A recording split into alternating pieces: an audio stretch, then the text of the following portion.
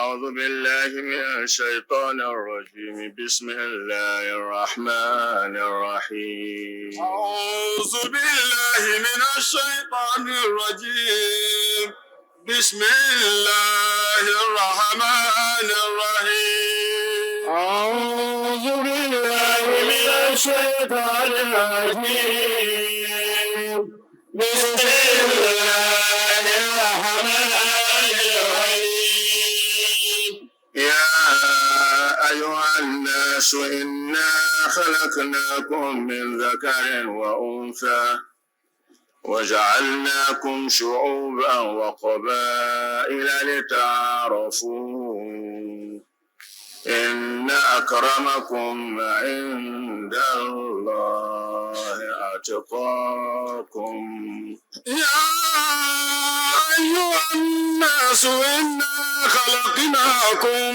من ذكر وأنثى وجعلناكم شعوبا وقبائل لتعارفوا إن أكرمكم عند الله أتقاكم إن الله عليم خبير يا أيها الناس إنا خلقناكم من ذكر وأنثى وجعلناكم شعوبا وقبائل لتعارفوا إن أكرمكم عند الله أتقاكم إن الله عليم خبير يا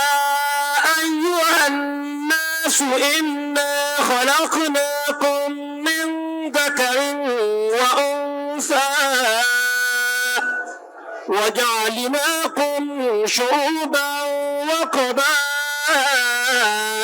لتعارفوا إن أكرمكم عند الله أتقاكم إن الله عليم خبير يا أيها الناس إنا خلقناكم من ذكر وأنثى وجعلناكم شعوبا وقبائل لتعارفوا إن أكرمكم عند الله أتقاكم إن الله عليم خبير يا أيها الناس خلقناكم من ذكر وأنثى وجعلناكم شعوبا وقبائل لتعارفوا إن أكرمكم عند الله أتقاكم إن الله عليم خبير يا أيها الناس إنا خلقناكم من ذكر وأنثى وجعلناكم شعوبا وقبائل لتعارفوا إن أكرمكم عند الله أتقاكم إن الله عليم خبير. آية توكل إنك يقولون يا أيها الناس يا أيها الناس إنا خلقناكم من ذكر وأنثى وجعلناكم شعوبا وقبائل لتعارفوا إن أكرمكم عند الله أتقاكم إن الله عليم خبير. Ọlọ́run dá wa látara èèyàn kan ọkùnrin kan obìnrin kan waja'alnakum shu'uban àwa yọ jáde látara àwọn méjèèjì shu'uban àwọn ìdílé àwọn qabaila nation ní ṣáàbù shu'ub àwọn nations la yọ jáde látara ẹ̀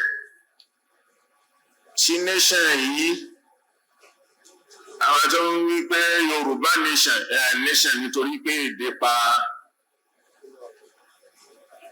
ìran Yorùbá papọ̀ ṣáàbù kan ní Yorùbá lóòótọ́ ṣáàbù kan ní Haúsá ṣáàbù kan ní Ìgbò ṣáàbù kan ní Kanúrí àwọn tẹ́tẹ̀ pa wọ́n pọ̀ ní ṣáàbù ní Ọlọ́run lòun dá gbogbo kálukú bẹ́ẹ̀ ní ṣòwò báyìlà láti inú ṣáàbù ni ó tún wá yọ àwọn kọ̀báyìlà ọ̀tọ̀ ní Ìjẹ̀bú ọ̀tọ̀ l'Ẹ̀gbá ọ̀tọ̀ l'Ọ̀yọ́ nínú èdè tèdè pawápọ̀ ọ̀tọ̀ l'Oǹdó ọ̀tọ̀ ní Ìlàjẹ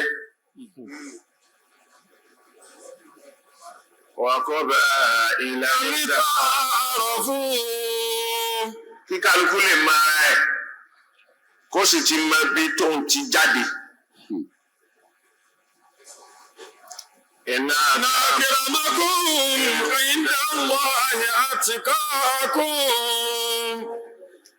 Ọlọ́run wá fẹ́ wo ìran kò sì fẹ́ wo ìdílé kò sì fẹ́ wo nation kan ẹni pípé kan dáa jù kan lọ kò sẹ́yìn tó lè sọ pé òun dáa jù kan lọ.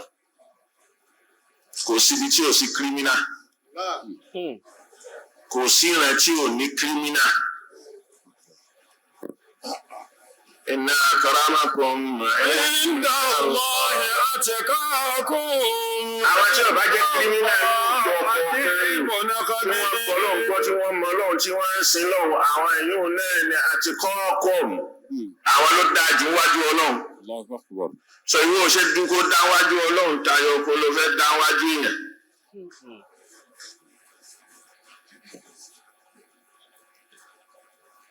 Ẹ̀wọ̀n la wá ń sọ. Ọ̀pọ̀lọpọ̀ ni òun wá mẹ́yàtọ̀ ẹni mi kan ló rán mi nígbà tá a jìjọ ń sọ̀rọ̀. Ẹni púpọ̀ ni mi ò fẹ́ dárúkọ. Ayakumullah. Àníyà, in tó ń ṣọ̀pọ̀lọpọ̀ wa ní pé ọ̀rọ̀ Ọlọ́rin tá à ń sọ. Ṣé àwọn ọmọ Sheikh Hasan Zaruku náà wọ́n èyí ṣe bẹ́ẹ̀? Àwọn ẹlẹ́kọ̀ọ́ ni wọ́n onímọ̀ ni wọ́n. Ẹlẹ́kọ̀ọ́ làwọn ọmọ wọn onímọ̀ ni wọ́n ń ṣe kátàkátà wọn ṣe wúrowúro wọn gbafá gbọ́. So, òkèwú ń bẹ̀. Òkèwú ń bẹ̀. Ó wá aṣọmọ Ìlọrin. Ó kì í wá aṣọmọ Ìlọrin. Ìgbónà ni. Ìgbónà ni. Àwọn tó sì dá nínú Ìgbónà wà. Àwọn tó tún wá dá nínú Ìgbónà wọ́n wà. So kàńdá Ìgbónà ló ń. Kàńdá Ìgbónà ni. Nígbà tó kéwù Ìlọrin tá à ń sọ̀rọ̀ Ìlọrin tí wọ́n wá rí pé ewu ń bẹ lóko ló ń gẹ̀ o. Fáwa àfáà rẹ̀. Wọ́n sọ fáwọn àfáà rẹ̀ pé oyún ń bẹ lóko ló ń gẹ̀ fáwọn àfáà rẹ̀. Àwọn àfáà rẹ̀. Ìlọrin làfáà ẹ̀. Ìlọrin làfáà rẹ̀. Lẹ́nu ẹ̀. So ẹjọ́ tó yẹ àtàwọn tó bá rí bẹ́ẹ̀ nílẹ̀ Yorùbá Ìlọrin làfáà wọn. Àtàwọn míì tó bá rí bẹ́ẹ̀ nílẹ̀ Yorùbá Ìlọrin ni àfáà wọn. Wọ́n bá da tí wọ́n bá fẹ́ máa ṣàìmoore ni wọ́n máa sọ pé Ìlọrin ò ń ṣàfáà wọn. Níbàdàn àfáà wọn Ìlọrin. Níbàdàn àfáà wọn Ìlọrin ni. Àfáà ọmọ alága. Níbàdàn. Àfáà ọmọ alága Níbàdàn. Ìlọrin ló ti lọ kéwú. Ìlọrin ló ti lọ kéwú. Ìjọ ń kéwú tó ń darí bọ̀ wá. Ìjọ tó kéwú tó ń darí bọ̀ wá. Ó gba Ìsẹ́yìn. Ó gba Ìsẹ́yìn. àwọn aláṣẹ́yìn wa ní pé káwọn dá dúró kó káwọn ń kéwú. aláṣẹ́yìn wa dá dúró pé káwọn dá dúró kó káwọn ní kéwú. àwọn ní kéwú wá kéla ké nǹkan wá o wọ́n bá wọ̀nyí ẹ̀ka rẹ̀ lù wá. ẹ̀kẹ́ lùbọ́ ẹ̀kẹ́ wà aṣọ kẹ́ máma wá ẹ̀kọ́kọ́ àná kẹ́ máma kíbò ṣe níbi. ètò ìmínísẹ́ Ádámù wa bá a tú wákà ní sí Lárúbáwá. ní pé ilẹ̀ ìhàkọ̀ fàájìnà yẹ̀dúgbò haythu kunna. أزادوا لابد منهم كي لا يجوا على دينا بليل بحاجنا نتوبه حيث كنا وزادوا لابد منهم كي لا يجوا على دينا. Ewu wa kí la kí nǹkan wa jáde fún ni. A lọ bá àwọn àfáà lé ni. Àlẹ́ ilmu yá tú wàlá yúta wàlá yá tì. Wàlẹ́ ilmu yá lú wàlá yóò là alẹ́ yìí. Tọ́ kéwú lọ ni. Èèyàn tọ́ kéwú lọ ni. Ẹ̀yin náà bá fẹ́ kẹ̀ ẹ̀yin aláṣẹ́yìn ọ̀hún ní dúró lọ́dọ̀ yín. Ẹ ká lọ Ìbàdàn ẹ wá lọ kí. Ẹ ká lọ Ìbàdàn yín aláṣẹ́yìn kẹ wá lọ kí. Àpèjúwe nù. Àpèjúwe ló ní. A máa rápèjúwe bẹ́ẹ̀ nílùú kọ̀ọ̀kan ní gbogbo ilẹ̀ Yorùbá.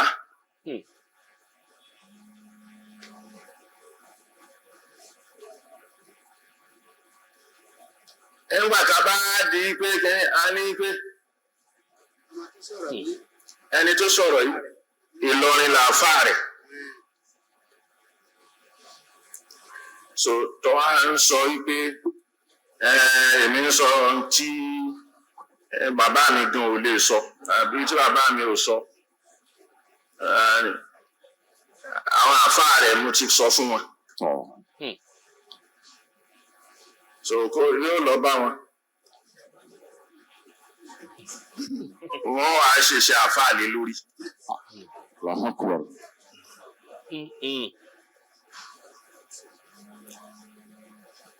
Àìyájú sí mímọ̀. A kì í yájú sí mímọ̀. Sọ ọ̀rọ̀ tí wọ́n dẹ̀ ń sọ ọ̀rọ̀ mímọ̀ ni kì í sọ̀rọ̀ ọ̀pọ̀lọpọ̀ ọmọ yàtọ̀ láàrin history àti story.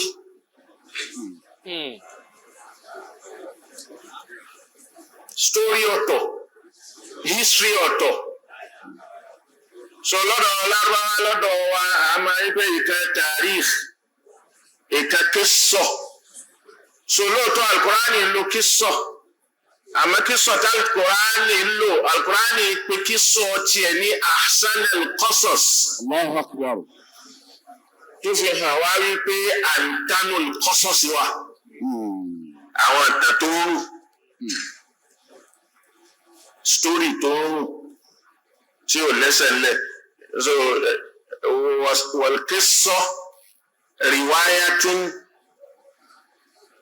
tuqammas biqamis al-haqiqa. Òun ni qissa máa ń jẹ́. Ìtàn kan ní kò ṣe riwaya kankan wá kò wá dá aṣọ òun tó bu irọ́ ni. Bí ẹni kó ṣẹlẹ̀ lóòótọ́ ni. So náà fi ń perú àwọn story bẹ́ẹ̀ Ìjàpá àti Yáníbo story ni.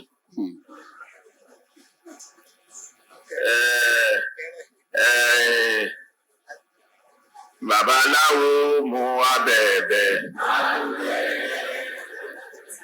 Ó ní máma fọwọ́ bẹnu àlùbẹ̀rẹ̀. Ó ní máma fẹsẹ̀ bẹnu àlùbẹ̀rẹ̀.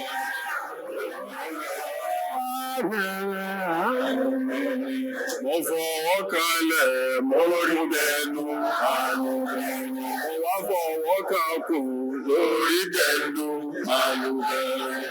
Babaláwo wá bẹ̀bẹ̀ àlùbẹ̀rẹ̀. Ìjàpá ń sọ̀rọ̀ ni. Ṣé Ìjàpá máa sọ̀rọ̀ ni?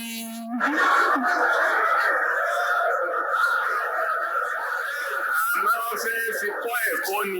àmọ́ wọ́n fẹ́ fi kọ́ ẹ̀kọ́ ni. Àbí ìjàpá àtajá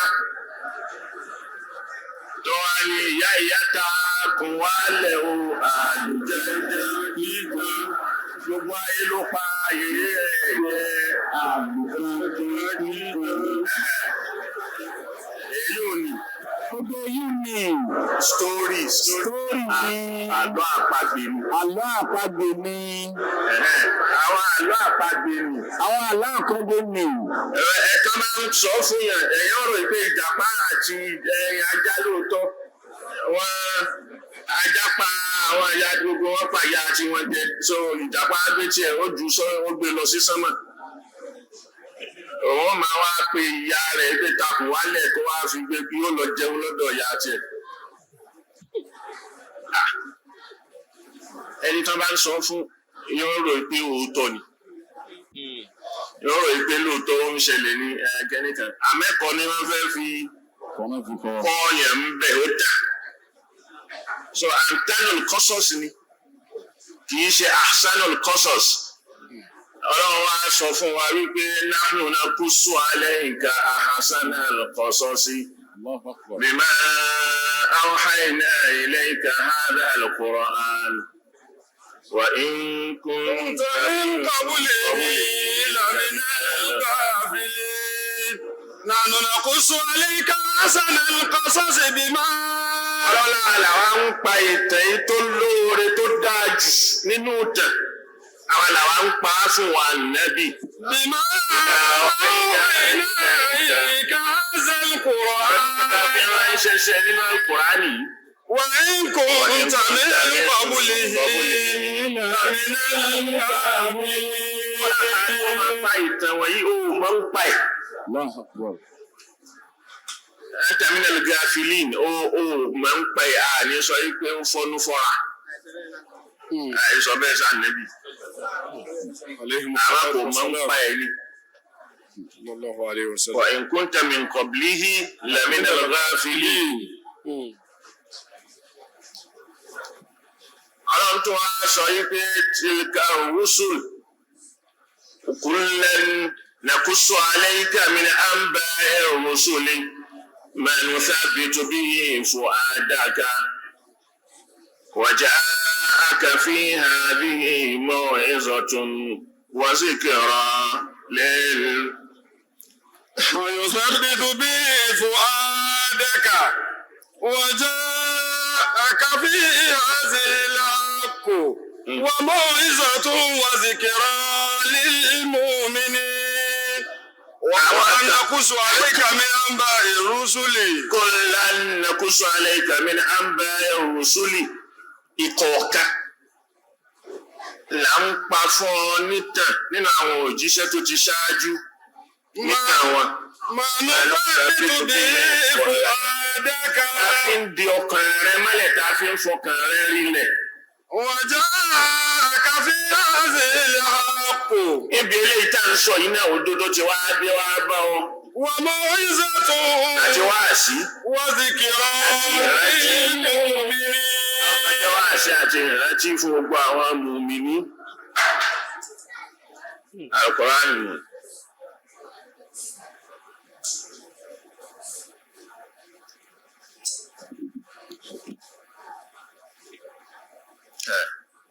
Àwọn ọ̀tọ̀ wa sọ fún wa pé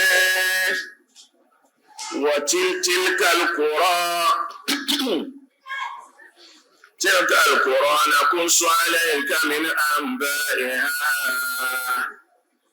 wa laqad ja'atuhum rusuluhum bil bayyinati فما كانوا ليؤمنوا بما كذبوا من قبل كذلك يتبع الله على قلوب الكافرين وما وجدنا لأكثرهم من أحد وإن وجدنا أكثرهم لفاسقين. تلك القرى نقص عليك من أنبائها ولقد جاءتهم رسلهم بالبينات فما كانوا ليؤمنوا بما كذبوا من قبل كذلك يطبع الله على قلوب الكافرين وما وجدنا لأكثرهم من أحد وإن وجدنا أكثرهم لفاسقين ثم بعثنا من بعدهم موسى بآياتنا إلى فرعون وملئه فظلموا بها فانظر كيف كان عاقبة المفسدين. Ọlọ́run bá lo Kùrán.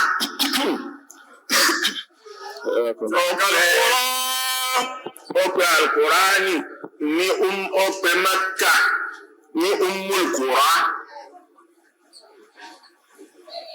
Àwọn ìlú kọ̀ọ̀kan náà la lè pè ní Qura. Níjọ́ náà,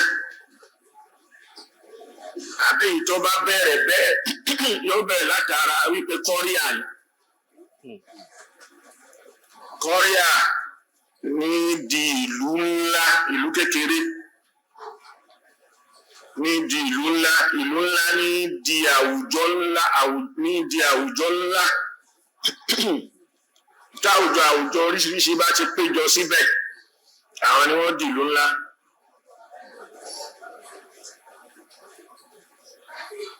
Ìlú tó dàbí Ìlọrin ò sí láyé mọ́. Ìlú tó dàbí Ìlọrin ò sí láyé mọ́. Olúwa ló dé wa ládé Kùránì. Ìlú tó dàbí Ìlọrin ò sí láyé mọ́. Ìlú tó dàbí Ìlọrin ò sí láyé mọ́. Ìlú tó dàbí Ìlọrin ò sí láyé mọ́. Olúwa ló dé wa ládé Kùránì. Ìlú tó dàbí Ìlọrin ò sí láyé mọ́. Ọba lè ní tó fi gbé Olúwa nù. Ìlọrin gan ò ní sọ bẹ́ẹ̀. Ayakumullah. Ọlọ́run ní ọ̀yàwí àbí ọba. Ayakumullah. Ọba ló dé wa ní ẹ̀dẹ̀ Kùránì. Ìlú tó dàbí Ìlọrin. Ọba ló dé wa ládé Kùránì. Ìlú tó dàbí Ìlọrin ò sí láyé mọ́. Tọ́lá Ìlọrin ò ní pé Olúwa tóyìn. Àwọn Ìlọrin ò ní pé Olúwa tóyìn. Ọlọ́run tóyìn ni ó wí. Ọlọ́run tóyìn ni wọ́n wí. Yàtọ̀ sí Ìlọrin ni ó máa wí pé Olúwa tóyìn. Yàtọ̀ sí Ìlọrin ni ó máa sọ pé Olúwa tóyìn. Ìlọrin ń sọ tóyìn. Ìlọrin ni wọ́n ń sọ tóyìn. Ìlú mi náà ń sọ tóyìn. Ìlú mi náà ń sọ tóyìn. Ìlọrin ń sọ Ìyábọ̀. Ìlọrin ń sọ Ìyábọ̀. Ìlú mi náà ń sọ Yétúndé. Ìlú mi náà ń sọ Yétúndé. Yorùbá ni ó sọ Yétúndé. Yorùbá ni ó sọ Yétúndé. Ìlọrin ni ó sọ Ìyábọ̀. Ìlọrin ni ó sọ Ìyábọ̀. Ìlọrin ni ó sọ Ọlọ́run tóyìn. Ìlú mi ni ó sọ Olúwa tóyìn. Ìlọrin ni ó sọ Ọlọ́run tóyìn. Ìlú mi ni ó sọ Olúwa tóyìn. Èmi pẹ̀lú ẹni tá a máa ń sọ̀rọ̀ yìí, tá a máa ń sọ̀rọ̀ láàrin. Àwọn èèyàn ò mọ̀ yàtọ̀ láàrin tribe àti language. Wọ́n mọ̀ yàtọ̀ láàrin tribe àti language. Ayakumullah. Wọ́n á ní tribe àti language ó yàtọ̀tọ̀ síra wọn. Tribe àti language ó yàtọ̀ síra wọn. Ibi tí mixture ẹ sì lẹ kàwé, ẹ lẹ gbọ́ Gẹ̀ẹ́sì, ẹ lẹ mọ kíní. Ẹ wàá mọ̀ yàtọ̀ pé tribe yàtọ̀ sí language. Ẹ kàwé ẹ̀ka gbogbo ẹ̀ papọ̀. Ẹ wàá mọ̀ yàtọ̀ tó wà láàrin tribe àti language. Lẹ fi ń ṣi ara lọ, lẹ fi ń ṣi Ìlọrin mú. Lẹ fi ń ṣi Ìlọrin mú. Lápèjúwe, Yorùbá nìsín tó bá bímọ, ó wá bí sí London. Ìran rẹ̀ tribe rẹ̀ Yorùbá ni. Ó wá dàgbà sáàárín yẹn kò gbọ́ Yorùbá rárá. Ṣé English lẹ́ máa pè é? Àbí British lẹ́ pè rẹ̀? Kódà tẹ́ bá lẹ̀ mọ́ British yóò sọ fún yín pé British of African descendant. Yóò lé ẹmọ yín padà. Ẹgbẹ́ wọn sọ Gẹ̀ẹ́sì lẹ́nu lóòótọ́ o, àmọ́ kì í sọmọ British. Àwọn Áfíríkà ni òbí rẹ̀. So yọwọ́ dàgbà síbẹ̀ kò gbọ́ Yorùbá, wọn àbá sọ Yorùbá. Dandan ni kó máa sọ Gẹ̀ẹ́sì. Ṣọ́ran Gẹ̀ẹ́sì wá ni.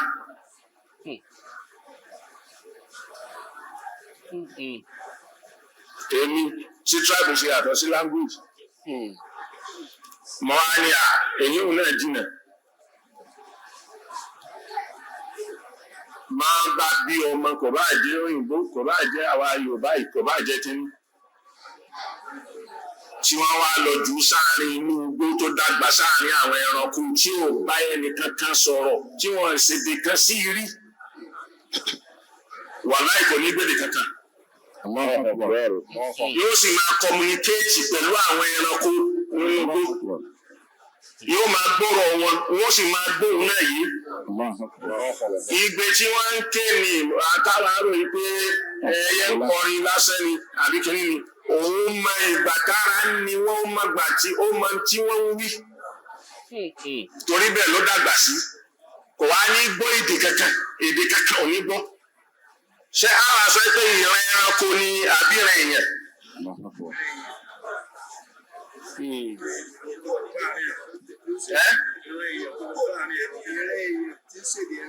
Tó ń ṣèdè ẹranko. So kì í ṣe tribe ẹranko, kì í ṣe tribe animal tó wà ní igbó. So tí lọ́rin bá ń sọ Yorùbá, kò mí ní pé tribe lọ́rin gbogbo ẹ̀ ní Yorùbá, èyí tá à ń sọ nìyẹn. Kò mí ní pé tribe lọ́rin Yorùbá ló ní, Yorùbá ló constitute gbogbo ẹ̀ rárá. Yorùbá kọ́ ló constitute ẹ̀. Oníranran ìlú, oníranran èdè, oníranran ìran ló constitute ẹ̀. Àmọ́ wọ́n ń sọ Yorùbá nítorí wípé ibẹ̀ close mọ́ ilẹ̀ Yorùbá.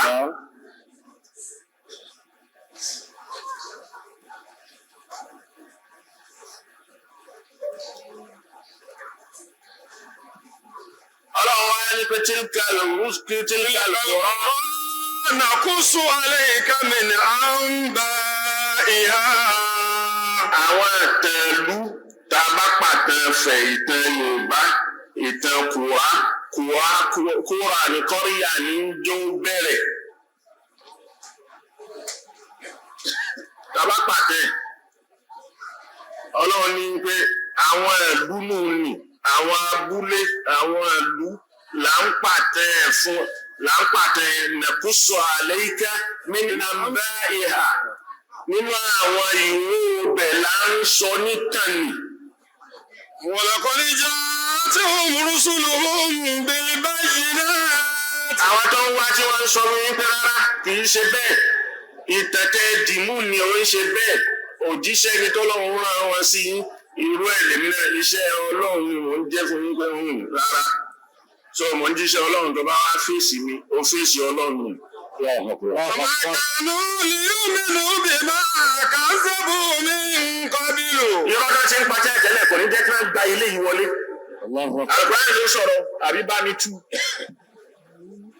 Ẹni tí mo kà yìí, bá mi tú, tún bá mi kà. Wa laqad ja'atuhum rusuluhum bil bayyinat. Àwọn ìdí ọ̀rọ̀ láti fi kalẹ̀ là ń fà kalẹ̀ fún yìí. Fama kanu liyu'minu bima kazzabu. Àmọ́ wọn ní fẹ́ gbà á gbọ́ bima kazzabu min qablu pẹ̀lú ọ̀rọ̀ tí wọ́n ti pa tẹ́lẹ̀.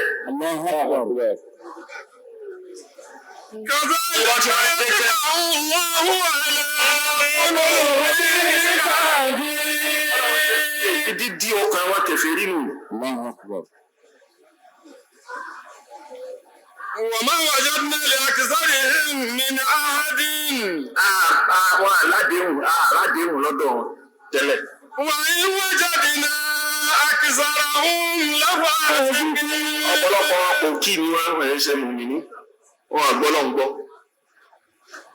pòkì ni wọ́n ìyẹn náà là ń rí pé ẹ kúrò ń di pòkì ẹ kúrò ń di ẹbọ ẹ kúrò ń di láàárín pé ó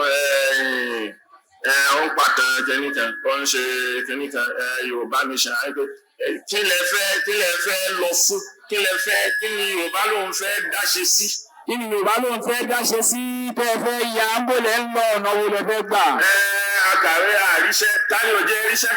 Ta ni ò jẹ́ ríṣẹ́? Ẹ sọ fún mi.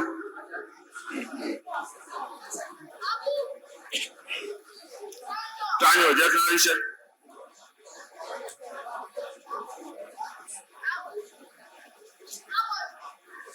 Ẹ wo gbogbo ìlú yìí, ẹ wo gbogbo ilẹ̀. Tí a bá dé Mọ́sárì, tí a bá dé Egypt, láti Cairo títí dé Alexandria lọ́tún lósì, oko ni wọ́n fi dá.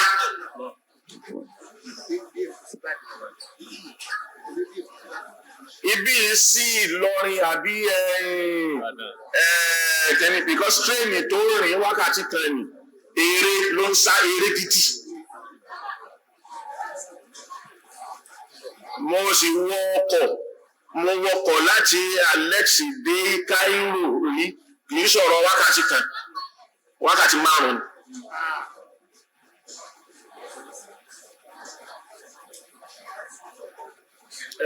Àfáà kẹrẹ́lẹ́rì ni àfáà Tájù Rufai ọmọ ikúnlẹ̀ onímọ́tò tó ti ẹ̀gbé wa lọ àgbà aṣáta mọ́tò yẹn ó gbé wa lọ láàárọ̀ ó sì gbé wa padà bí ìrìn wákàtí 5 eré tí ó sá à ń sọ fún ní pé pẹ̀lẹ́pẹ̀lẹ́ máàlà ayẹyẹ olèrè àsápajúdé tọrọ ó tún ya ó fi fóònù ẹ̀ ó fi ń ya spíìdì tó ń sá ó ń sẹ́ǹdẹ̀ sáwọn ọ̀rẹ́ wípé kọ́ wo eré tó ń sá.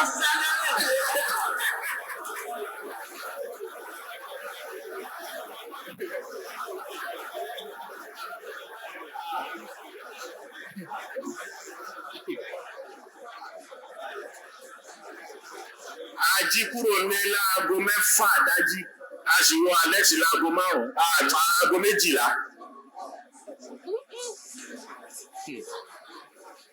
A kàn lọ díẹ̀díẹ̀ aláàjì ajé ìgbé wa ń bẹ̀. A kàn lọ ṣe kínní àfi wọ́n ṣe ṣáìsìn pé kí wọ́n rí kínní. A kọjá mọ́ṣáláṣí Abul Abbas al-Marsi àti Busayri àti Kọ́lá láti yí mọ́tò padà. Aago 9 alẹ́ látún wọ Cairo padà. Subhanallah.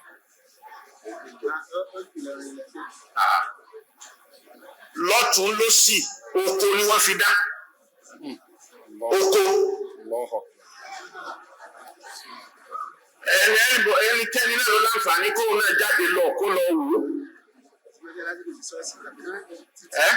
Kò sí ṣọ́ọ̀ṣì ń bẹ̀. Kí ni wọ́n fi gbogbo àwọn ọ̀nà wa yìí láti bí i síbàdàn? Ilé ìjọsìn. So ilé ìjọsìn yẹn ṣé inú ilé ìjọsìn ni oúnjẹ ti fẹ́ jáde? Ilé ìjọsìn ni ilé iṣẹ́ àbí? Ẹ wá lóúnjẹ wọn.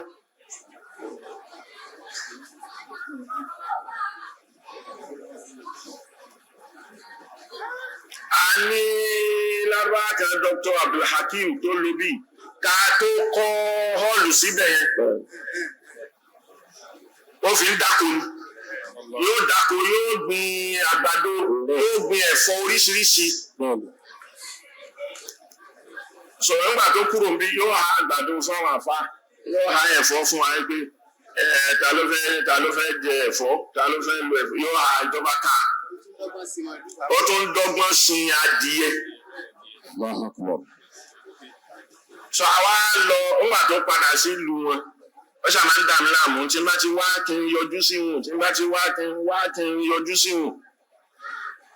Ọwọ́ ajá mi ẹ̀rù ẹ̀fẹ̀ tí náà pé à ń lọ ní oko à ń lọ kínní so Jesus nílùú ẹ̀ sí Cairo Jesus ẹ̀ muhafaza mi ní lọ́tọ̀ bí ká pé state mi tó ń bẹ̀rẹ̀ láti bí àhàrámù yẹn Jesus muhafaza Jesus ibẹ̀ ó lọ bẹ́ẹ̀ tó fi wọnú lọ tó bọ́ síbòmí so ó wá júwe bá ṣe lè wọ mọ́tò tírèènì àwọn tírèènì ní Àtàbà ibi àdúgbò tá a dẹ̀ wà ní Abidin níbẹ̀ Mitrul Anfaq ó wà ní tòsí ilé tá a dé sí so a kàn bọ́ ta nínú ilé àwọn underground so túùbù yẹn ló gbé wa ó wá sọ bí ta ti fẹ́ bọ́ọ̀lẹ̀ ó ti sọ Manhattan àwa bọ́ọ̀lẹ̀ ń bẹ̀ a tún wá ṣẹ̀ṣẹ̀ wá wọ mọ́tò láti bẹ̀ lọ tá a fi wá ní kúkúrú adélu ẹ̀ ẹgbàdá adélu ẹ̀ ó dá oko lọ rẹ ó lóko lọ rẹpẹtẹ nílùú ẹ̀ dókítà PhD lóní lọ́wọ́ ló sì ń ṣe títà tó sì jẹ́ àfa. àwa ńgbà tá a dé ó wá lọ ṣe kínní àwọn ìyàwó àwọn fáwọn gbogbo wọn ti wà ń bẹ̀ wọ́n pa pẹ́pẹ́yẹ wọ́n dín pẹ́pẹ́yẹ lọ́tọ̀ adìẹ lọ́tọ̀ gbogbo ilé yìí wọ́n ń gbọ́ ó lọ kó gbogbo ẹ̀ wá kàṣà máa jẹ ká máa di pé mélòó lè fẹ́ jẹ nù gbogbo kínní ẹ̀ńgbà tá a ṣáà ṣe díẹ̀ àbáni ó ti tó wa báyìí bí a máa lọ tòró tó ń lọ ó ní màálù lóko ẹ̀ ó ní kínní lóko ẹ̀ gbogbo ẹ̀ lónìí lẹ́kṣọ́rà ni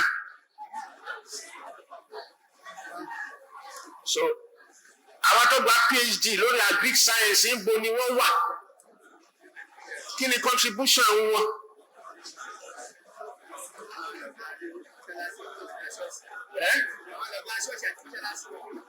So káwá lọ dá chọ́ọ̀chì ilẹ̀ gbogbo oko tí wọ́n fẹ́ fi ra tó fẹ́ fi gbin nǹkan tá a fẹ́ jẹ ṣé chọ́ọ̀chì la fẹ́ jẹ ni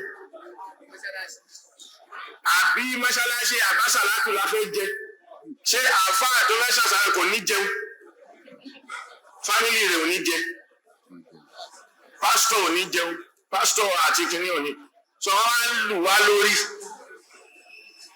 láwọn yẹn là ń sọ pé iṣẹ́ mélòó lẹ́rù wípé ìjọba lè dálẹ̀ ìjọba ò lè dáṣẹ́lẹ̀ Ọlọ́run fún ẹ lọ́wọ́ ó sì fún ẹ làákàyè ó fún ẹ lóye ìmọ̀ tó lọ́kọ́ yẹn ṣe nǹkan kan má dájókòó wá nǹkan kan máa ṣe.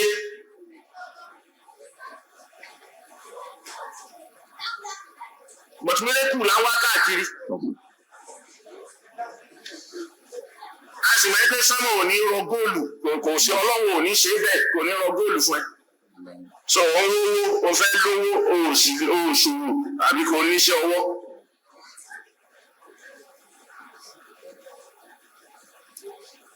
So gbogbo àwọn tó ṣe lórí ẹ̀sìn nísìn ẹ béèrè kí ni field of their discipline ẹlòmíì mathematics lórí di kí ló fi mathematics yẹn ṣe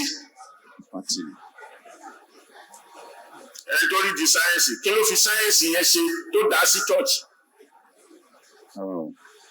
so church ni ìfa owó ti lè wá ìdámẹ́wàá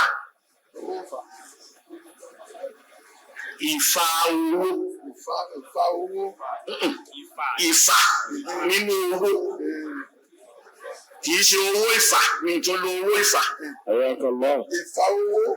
tó ní mo gba correction pé wọ́n correct ni nínú Yorùbá tí mo sọ mo mọ nǹkan tí mo sọ ní Yorùbá yẹn. ọ̀tọ̀ ni ìfà owó. ọ̀tọ̀ ni ìfà owó. orí ìfà owó. orí ìfà owó. olówó fà. ọ̀tọ̀ ni owó fà. Ayakumullah. Ayakumullah. So ibẹ̀ ni owó fà wà owó tó já sí pé ìfà ni easy ló máa sọ̀kalẹ̀ ló máa wá láì ní ṣe wàhálà. àgbọ̀ sọ pé someone say amen there amen àwọn yẹn náà rí wọn o so ọlọ́run máa ń fún yẹn lówó àbí ṣe nǹkan fún yẹn láì fi sábàbí sí so sábàbí kò lówó ni kò ṣiṣẹ́ sábàbí kó lówó ni kó ṣiṣẹ́. inú kò ṣiṣẹ́ kò ṣàgbẹ̀ inú kò ṣòwò inú kò níṣẹ́ ọwọ́ àlùbáríkà ni ó wàá wọ̀ ọlọ́run fi sọ fún ànẹ́bí ádámà àti àwa òjò ibi túnmí náà fa inna lakum mẹ́sà ẹ́ fa inna lakum mustaqarrun wa mata'un ila hin wa annaka la tajua fiha wala ta'a wa annaka la tatma'u fiha wala tadha aljanna nuni àmọ́ ayé ta ní kẹsọ̀ kalẹ̀ náà ó ṣe wàhálà kó tó rí jẹ so àwọn amírèkù so wọ́n dẹ̀ ń ta mírèkù fún wa mírèkù tó ti lọ tí ò sí mọ́ ànábì Ìsá ti kó nǹkan ẹ̀ lọ wọ́n á kó fáwọn ọmọ ẹ̀yìn ẹ̀ tó tẹ̀lé bẹ̀lẹ̀ yóò wá fún wọn mírèkù irọ́ tó yá sí pé à ń ṣe àlùpàídà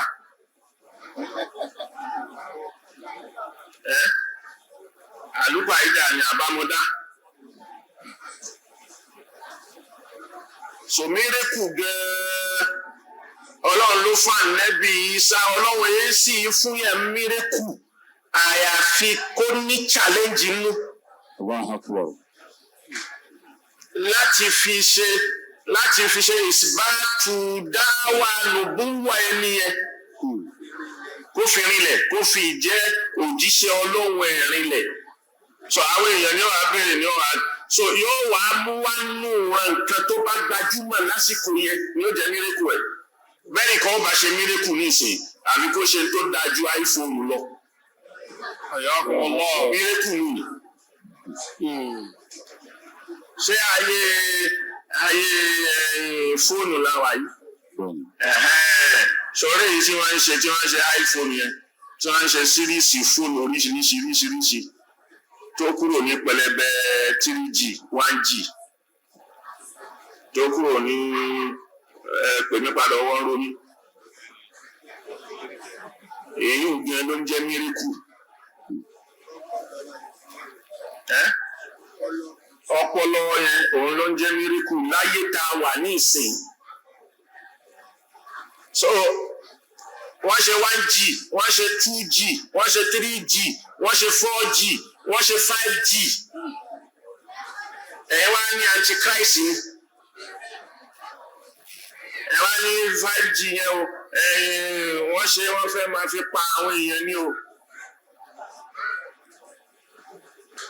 ó dẹ̀ lè jáde lẹ́nu ẹni tó gbé ìbò tó ń sọ tó péré educated kò máa yẹ pé first generation òun nìyẹn first generation àwọn tẹlifóònù first generation lórí ẹni invention mọ́tò ó ní 1G tiẹ̀ ó ní 2G ó ní 3G kódà bí wọn bá pè é bẹ́ẹ̀ first generation ló ń jẹ́ G yẹn generation.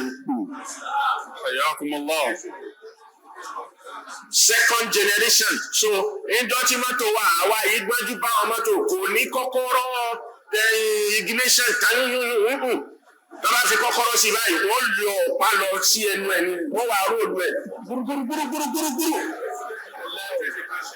ló ṣẹ̀ṣẹ̀ ṣiṣẹ́ ojú wa yà wá bá ṣé ká dá mú lò táwa rí wọ́n yọ ọ̀pá ni ó tì bọ́ lẹ́nu ni ó fi róòlù ẹ̀ tí ó fi ṣiṣẹ́ àwọn 1G kànú wọ́n kọ́kọ́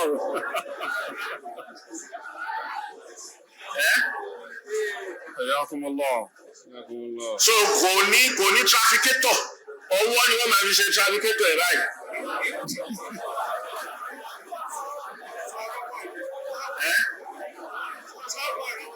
Tí ó pọ̀ ọ̀rọ̀ mi ní báyìí.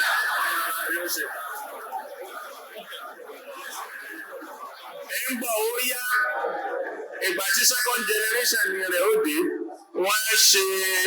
wọ́n ṣe trafficator yẹn wọ́n ṣe sára òpó tó wà láàrin ilẹ̀kùn iwájú àti ilẹ̀kùn ẹ̀yìn. Tí wọ́n bá ti tẹ̀ báyìí yóò yọ jáde yóò máa tán lóyún tí wọ́n bá tún ti ṣe kí yóò tún parí wọlé padà yóò parí sára mọ́tò nì.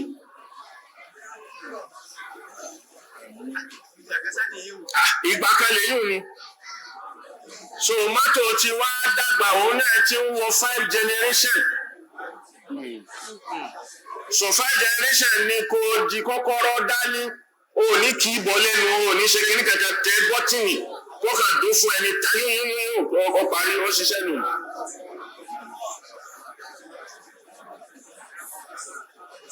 So tẹlifóònù náà wá ní ọ̀rìn wọ́n máa so wáyà kiri wọ́n so wáyà wọ́n ta wáyà lọ wọ́n sì gbé kalẹ̀ rò pé o lè gbé dìde o lè gbé rì yóò sì máa yí báyìí gbúrú ẹ ń gbọ́ ya àwọn second generation rẹ̀ náà dé ó di pé bọ́tìnì ló máa tẹ̀ ohun tó bá pè tí ò bá sí ilé yóò wá fi rìkọ́ọ̀dù kalẹ̀ fún ẹ. Ojú wa yìí náà ni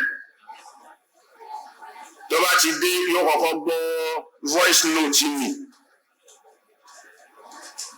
ẹwà tí 3 generation ẹ dé 3rd generation àwọn òun ní intercellular inú mọ́tò ó dé ẹlòmíì yóò ní inú mọ́tò yóò ní nọ́mbà ni yóò máa gbé sọ́wọ́ báyìí náà ni gbangba. So 4th generation ẹ dé àti ìsọ̀rọ̀ network ẹ àbí digital kìíní ẹ. So 4th generation dé ó di pé kò gbé dání kò máa gbé kiri àwọn intercellular àbí kíni kí lẹ pé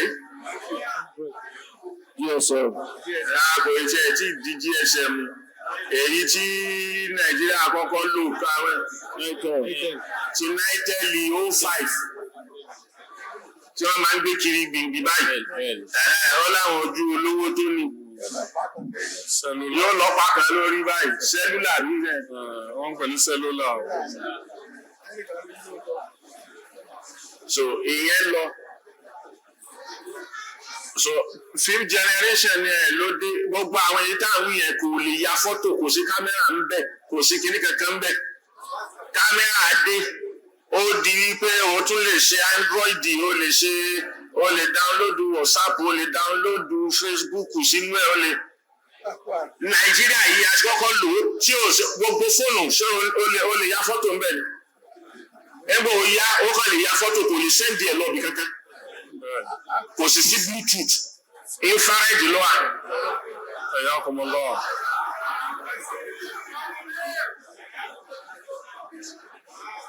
So Bluetooth yẹn òun ni digitalization tí wọ́n ní wípé ok kó sẹ́ndì ẹ̀ nínú atẹ́gùn kò sí wáyà mọ́ kò sí kíní kankan. So òun ni 5th generation yẹn ẹ fẹ́ dé tó yà pé speed tí ó máa fi download fún ẹ níṣẹ́jú akànni bó tilẹ̀ wù kí fáìlì náà tóbi tó. Èyí tó ń jẹ́ 5th generation ni kì í ṣe tó fẹ́ máa pààyàn kiri tí wọ́n fẹ́ rí jáde pé kọ́ má rí ẹ má jẹ́ kí wọ́n rí 5th generation òun ló ń pa wọ́n ní Wuhan ló ń pa wọ́n ní China. Khurafat pẹ̀lú gbogbo qualification education tẹ́lẹ̀ ní.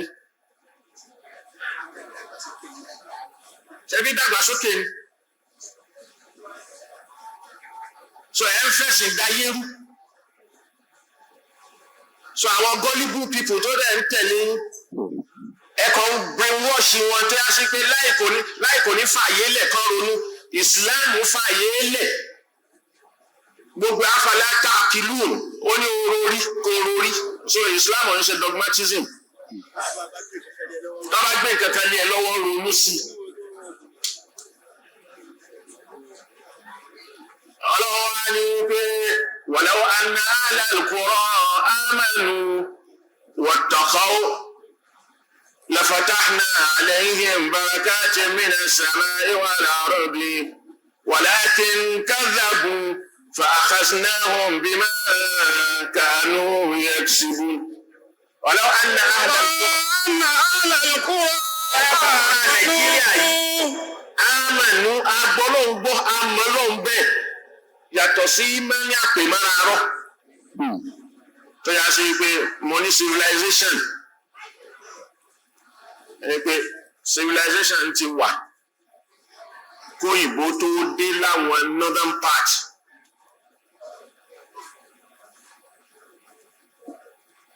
Wọ́n bá wọn bẹ́ẹ̀ ni àìní civilization yẹn nísàlẹ̀ ń bí ló jẹ́ kó wọlé bisuhula pẹ̀lú fàájì ni wọ́n fi wọlé kò sí resistance kankan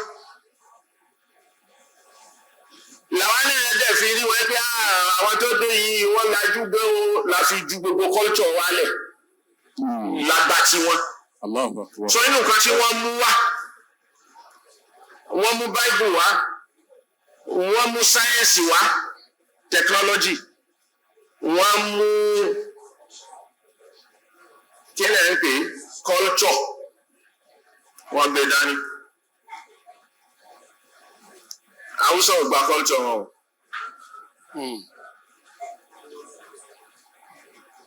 ló fà á tọ́já sí pé dọ́là Haúsá pàtàkì èdè ẹ̀ níbikíbi a rí gbogbo ayé ló mọ̀ wọ́n bẹ́ẹ̀ pé èdè kan bẹ tó jẹ́ Haúsá kódà ló jẹ́ kí wọ́n máa sí Britain wọ́n á fi gba Britain Amẹ́ríkà Russia káàkiri wọ́n gbà yí pé èdè Nàìjíríà yí pé local language Haúsá ni. Ni wọ́n fi ṣí BBC Haúsá section fún wọn. Wọ́n ṣí VOA Hausa section fún wọn. Russia Radio USSR ní Moscow wọ́n ní Hausa section.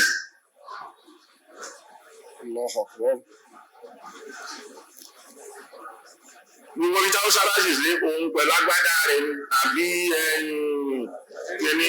yóò ṣe àfilà rẹ̀.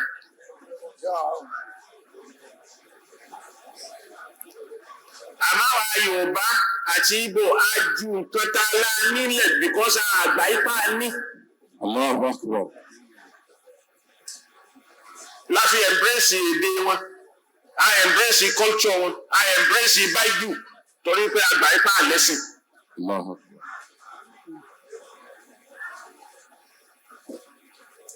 So nínú gbogbo wọn tá a embrace yìí. I embrace culture. I embrace absolute gbogbo ọmọ Yorùbá fẹ́ máa jẹun bí òyìnbó. Wọ́n fẹ́ máa sọ̀rọ̀ bí òyìnbó. Wọ́n fẹ́ máa rìn bí òyìnbó. Wọ́n fẹ́ máa ṣẹ̀ṣẹ̀ òyìnbó. Kọ́dà sáwọn òbí ẹ̀. Ìgbésí ayé òyìnbó ni. So tí wọ́n bá sọ̀rọ̀ sọ́mọ wọn, ọmọ tó bá bí yọ ni no. Don't speak vernacular kò gbọ́ Yorùbá yẹn. Ẹ má bá sọ Yorùbá. Òyìnbó ló fẹ́ kó máa sọ. So ọ̀pọ̀lọpọ̀ ọmọ Yorùbá tó wà lẹ́yìn odi nílùú òyìnbó mélòó ló ń bọ́mọ ẹ̀ sọ Yorùbá nù wọn. Kò síbi táwùsá bá wà àti Ìgbò nìyẹn. Kò sílùú tó bá wà yóò sọ èdè ẹ̀ nínú ilé òun pẹ̀lú ọmọ ẹ̀ ó gbé èdè ẹ̀.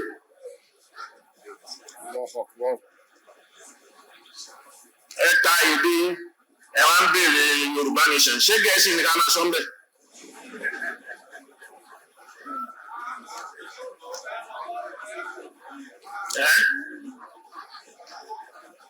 Ó rẹ̀ ni tó kọlà báyìí gbàràǹgbàrà tó sì rí ẹ kó tiẹ̀ kọ́kọ́ sọ Yorùbá sí ẹ níbi tó jókòó lórí tébù rẹ̀ tó bá wà nílẹ̀ Yorùbá kó kọ́kọ́ sọ Yorùbá sí ẹ ìwé ló ń sọ ìbò sí ẹ sí.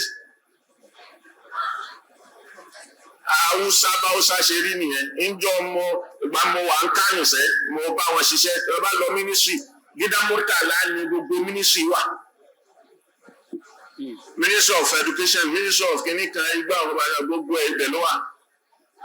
Àwọn India wà ńbẹ̀ nígbà náà tí wọ́n ń ṣiṣẹ́ gẹ́gẹ́ bí teacher London Ministry of Education láwọn schools. Àwọn India ló ń kọ́ wọn ní mathematics, ló ń kọ́ wọn ní science. Àbí kó jẹ́ Russia. Àwọn ẹ̀yẹn nínú ministry tán bá wá síbẹ̀ tán bá bùkátà wá wọ́n sọ òyìnbó sí wọn. Àbá tó bá jẹ́ Nàìjíríà tó bá lọ bẹ̀ mo lọ ní kì í ṣe wọ́n ní wọ́n pé mi ò sọ̀rọ̀ wọ́n ní wọ́n pé ní tó ṣẹlẹ̀ sí mi tó ṣẹlẹ̀ sí mi ni. Tó bá sọ òyìnbó wà láì wọn níbẹ̀ lóhùn. Wọ́n ní dáhùn sọ Haúsá tó bá ní mi ò gbọ́ Haúsá. Gbọ́ sọ dẹ̀ wà ń lẹ̀ Haúsá. Ṣàlàyé bùkátà kò lè bíá. Wọ́n á fi ṣe ká. Wọ́n á fi gbé èdè wọn lárugẹ ni. Ẹ sọ Yorùbá tó gbé díẹ̀ lárugẹ fún mi.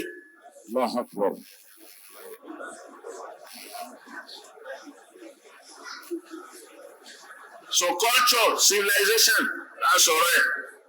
Àwa ni pé ok ẹ fẹ́ lọ. Now, òyìnbó yìí náà ni. Òyìnbó tó ń sọ yẹn láàmà fi ṣòdiwọ̀n ẹni tó lajú àtẹni tí ò lajú. Ilẹ̀ Yorùbá tó bá ti lè sọ òyìnbó kò sí kómì tó lè mọ̀. Wọ́n á ní kò wá educated. Èmi pẹ̀lú àwọn professor kan àwa fà á. Wọ́n ní professor òun ni ìfẹ́ dárúkọ ẹ̀. A pàdé níbi òde kan ni. Ramadan ń bọ̀ báyìí náà ni wọ́n á fẹ́ ṣe pre-Ramadan lecture. So àwa pàdé ń bẹ̀. Wọ́n ní Marcus kò bá dẹ̀ dákẹ́ fi English kún nǹkan tẹ́ ń kọ́ mẹ́ mo ní ká fi English kọ́. Ó ní so ẹlẹ́wà ẹ̀dúkẹ́ mo ní fi English kún àṣẹ ní fi kún. Sórí English yẹn èèyàn lè he títì ní Nàìjíríà yìí. Ó ṣe é he títì. Ábíkì tá a fẹ́ fi ṣẹ̀sìn ni ò ṣe é he títì. So a ní fi English kún. Mo ní nǹkan tó ń ṣẹlẹ̀ ní pé ẹ máa ń wò wá ní illiterate làwọn ẹni wọ̀nyí. Ẹni tó bá ti já àfa wa ní illiterate. Ẹ̀yin lẹ mọ̀ nǹkan tẹ́ ń sọ. Lọ́dọ̀ wa ìyàtọ̀ wà láàrin literacy and ignorance. So èèyàn lè jẹ́ professor kó jẹ́ ignorant. Torí pé ignorance ni kò má mọ̀ tó yẹ kó mọ̀ lásìkò tó yẹ kó mọ̀ àbí láàyè tó yẹ kó mọ̀. Tó o bá ti mọ̀ bàbá ti ṣàlàyé ní tó ń jẹ́ bẹ́ẹ̀ al-jahala ádámù ma'rifati ma yanbaghi an ta'rif. Ó yàtọ̀ sí literacy. Ṣe ráwọn àgbẹ̀ tí ó kàwé rárá tá a bá fi ìdí ìgò kalẹ̀ tá a bá ṣe báyìí tó kọ ó kò mọ tó kọ. Illiterate ni àmọ́ kì í ṣe ignorant. Torí pé ó mọ àsìkò tóun lè gbin irúgbìn àti irú ilẹ̀ wo lòun lè gbìn sí àtàsìkò wo lòun lè gbìn àti àsìkò wo ló máa lò nínú ilẹ̀ tóun lè fi hù. So it's not an ignorant.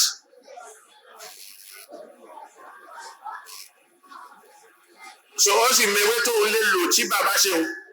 Ó mewé tóun lè lò àgbo tóun lè ṣe kínní lóòótọ́ kò kàwé. Àmọ́ kò sọ ọ́ di ignorant. Rí professor tó gbóyìnbó tó lọ kàwé tó mọ bí wọ́n ti ń kọ́ torí ọ̀tọ̀ ni kéèyàn wà lettered ọ̀tọ̀ ni kó má wà lettered. So tí ò bá wà lettered ni àrùn àìkòlèká wà lára ẹ̀, òun ni ìlì tó wà lára kan fi tì sí literacy. Literacy ni o lè kọ o lè kà pẹ̀lú èdè yòówù. So tí Chinese bá débi nísìnyí tí ò lè ka tí ò lè kọ English tí ò mọ̀ tí ò ṣe kì í ṣe illiterate, kì í ṣe illiterate. Ó lè kà pẹ̀lú èdè ẹ̀ tí wọ́n bá kọ kalẹ̀ nígbà tó kọ́ léjọ yẹn lójú tiẹ̀.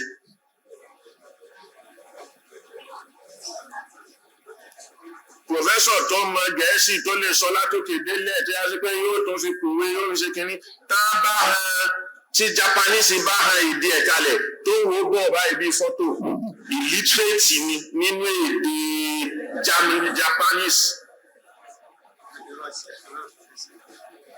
Bẹ́ẹ̀ ni lárúbáwá tá ń kà yìí tó bá gba profession bí kan tó lè kà tó wo bọ̀ báyìí pé kí ni wọ́n kọ kalẹ̀ yìí. Nínú Arabic yẹn illiterate yẹn.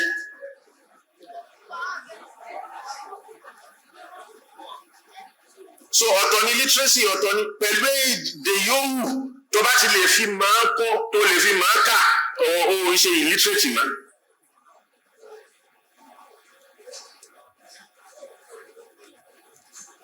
So nígbà tí ẹnìkan bá ka tó ń bá bọ́ta tó bá sọ English lọ gbogbo tí n bá bọ́ta tí n bá sọ Arabic tí mi sọ English ṣé literacy illiterate ni mi ò ṣe literate. Èyí tí mo mọ̀ yẹn òun tó gba profession nù tiẹ̀ kò mọ̀ tèmi bẹ́ẹ̀ mi náà bá mọ̀ tiẹ̀. Àjọ balance ni.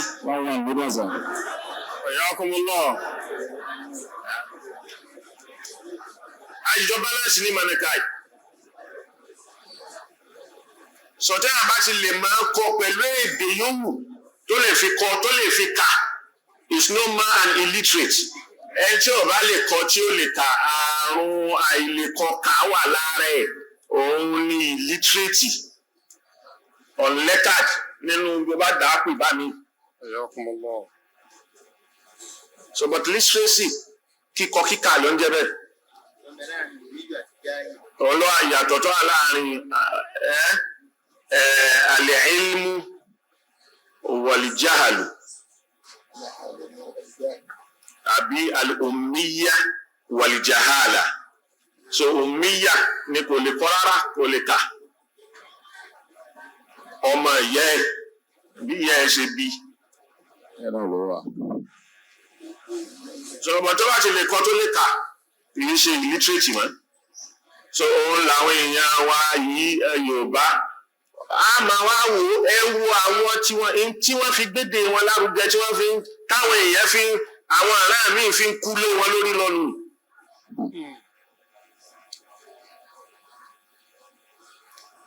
Àwọn ní gómìnà wa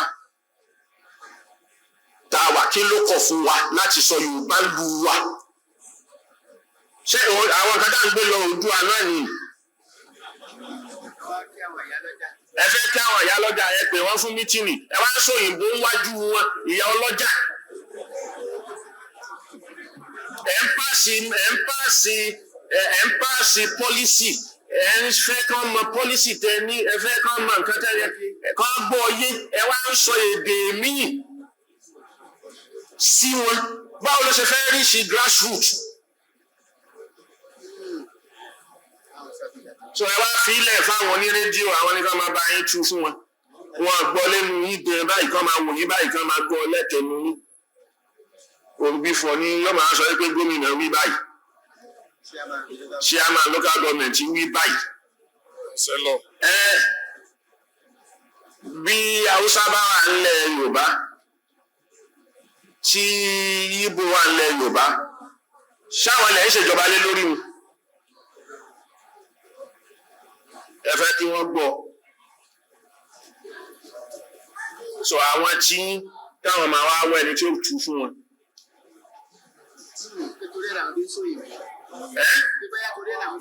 Ìbáyà torí ẹ̀ náà fi ń sọ ìbò.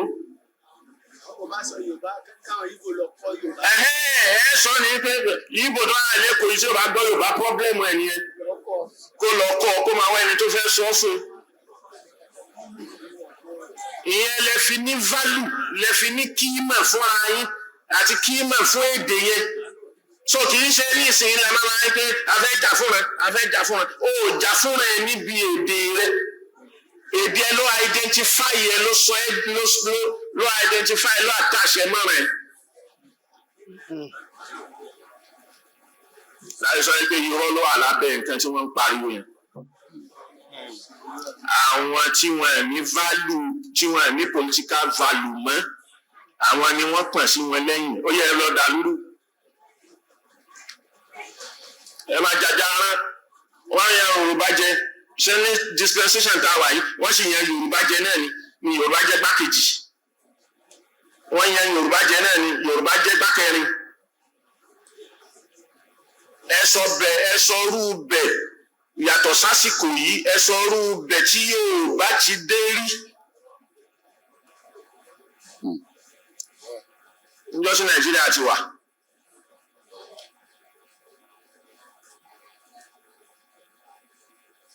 wọ́n àgbà sí Yorùbá wà ní olórí ṣé gbákejì ta ìṣe Yorùbá ni ṣé kò ní tójú Yorùbá rí ńgbà náà ó ṣe já sí pé opposition lẹ́yìn fẹ́ máa wà ń gbogbo ìgbésí ayé yín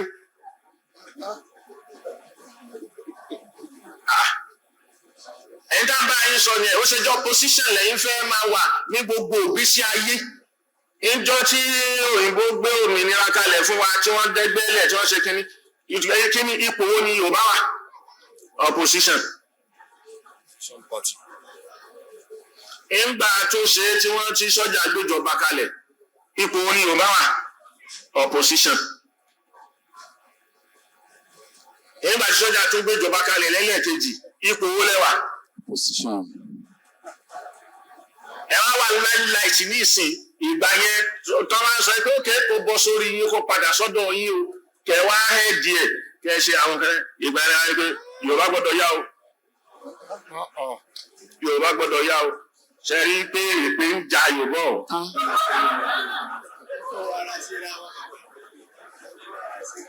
kó máa fọwọ́ ara ẹ̀ ṣe rẹ̀.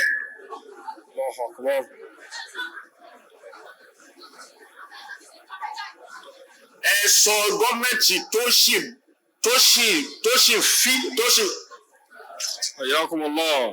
fẹ́ fọ Yorùbá níjọ́ tí Nàìjíríà ti wà tó jẹ́ federal tó tó dispensation tá a wà yìí láti 2015 ẹ sọ.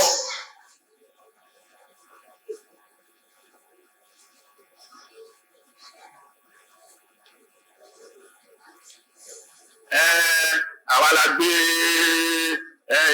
Buhari wọlé wọ́n lọ gbé kínní kan ẹ sọ ìbò tó wà lẹ́kọ̀ọ́ yìí tó gbé wọlé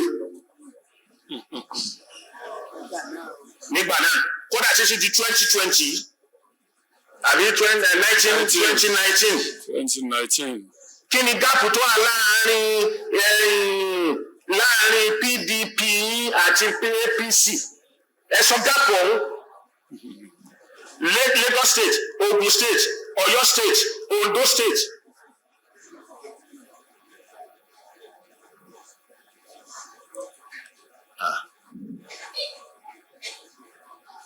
Ẹ tó gba mínísítà, ẹ gba gbogbo ẹ ṣe kínní mara wọn láwọn powerful ministries.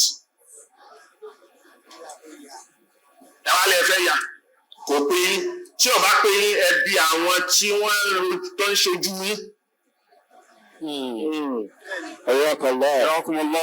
Ẹgbẹ́ àwọn tó ṣojú yìí. Wọ́n di ẹnìkan lọ́wọ́ mú pé kó máa develop state yẹn.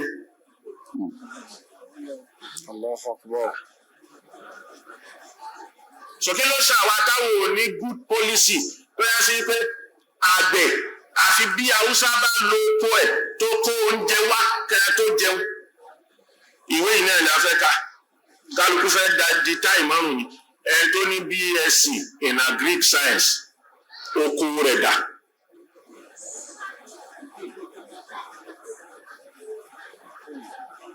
so ẹ tó rí the agri science ó fẹ́ ṣiṣẹ́ ní báńkì so tónítóní ni òun ò lè wọ jíǹsì kó bọ́ sóko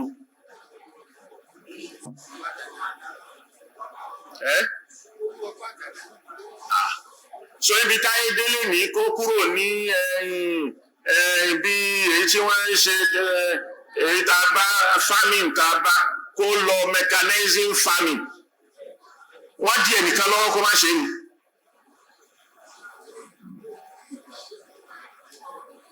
Málà tó ń tórè kánná tó ní kíọ́sìkì káàkiri mẹgẹ́ẹ̀tì kínní kan tójọba ti ṣe pẹ́ yóò pa gbogbo kínní ẹ̀tì ni ó ń lọ lé nìyẹn. Yóò lọ roko yóò lọ ṣe yóò lọ mọ̀. So tòmátì ilẹ̀ Yorùbá kò sí mọ́ torí kò sẹ́ni tó fẹ́ gbìn mọ́ ọmọ àgbẹ̀ ò fẹ́ ṣiṣẹ́ àgbẹ̀ gbogbo ẹ̀ láti fi kọ́lé bí ẹni pé ilé ta kọ́ yẹn ta bá ń gbé bẹ́ẹ̀ àwọn tó fẹ́ gbé bẹ́ẹ̀ ò ní jẹun.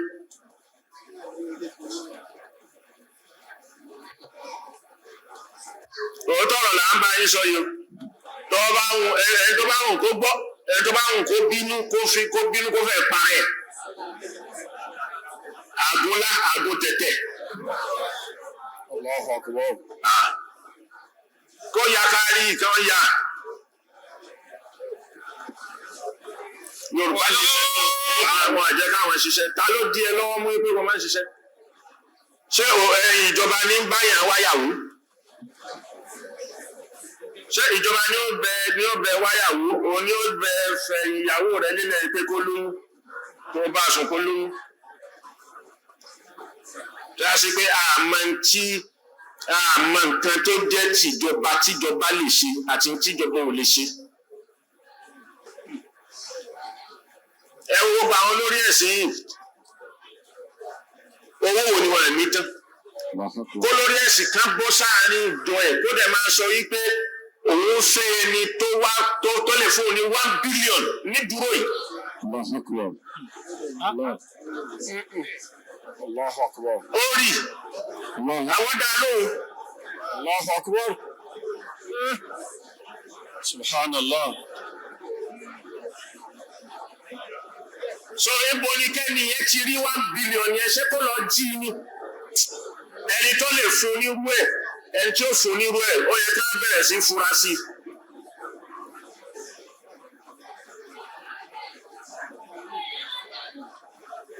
Lásìkò tí gbogbo ẹ̀ bẹ́ẹ̀ ṣe pé owó wọn ẹlòmíì ò rón jẹjẹ ẹlòmíì ò rí kiri ṣe ẹni tí ò rón jẹjẹ òun náà wá mérekù yóò sì lọ bẹ̀ yóò dáadáa mẹ́wàá inú kòsíkòsí náà so olórí ẹ̀sìn kan òun máa wá live in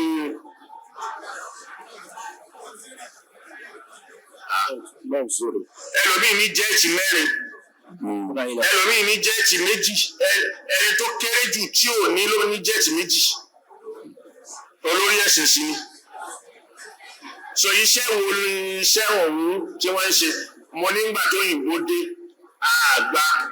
àgbà culture àgbà bible tó gbé wá àgbà religion àgbà culture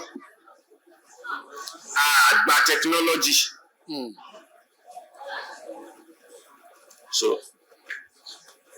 religion yẹn tí wọ́n import wá fáwa ń bí àwọn ò wá ṣe religion yẹn mọ́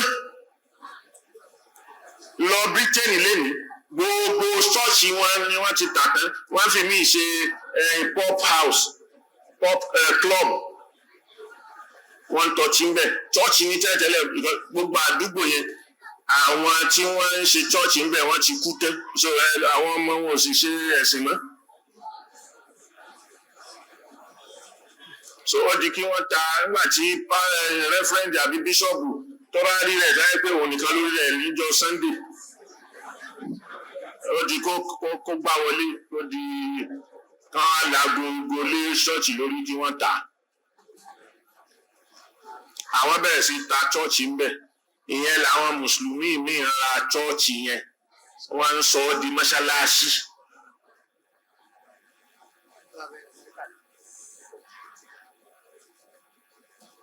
so àwọn yẹn wọ́n ń ṣe ó ti lọ lẹ́ńbẹ̀ kò sẹ́sìn mọ́ lọ́dọ̀ wọn. àwa la ṣẹ̀ṣẹ̀ tó wá export ẹ̀sìn yẹn tó ń gbé wá fáwa àwa la wá tó export ẹ̀ padà sọ́dọ̀ wọn. àwọn tiwa ni wàá lọ dá church kalẹ̀ ńbẹ̀ yóò máa gba pound sterling yóò máa gba kínní lórúkọ kíni tí ń pè kíni wọ́n ń ṣe kẹ̀ríyà yìí. charity organization. ṣebí nu ọmọ nàìjíríà pásọ ọmọ nàìjíríà ló lọ bẹ̀ tí wọ́n padà rí nígbà òun gẹ́ lówó ju ìlú lọ kò sì san táàkì lọ́nà bẹ́ dànù pẹ̀lú owó ẹ̀ torí kò san táàkì tí wọ́n bá mú ni táàkì tí ó san kò ní mọ níwọ̀nba.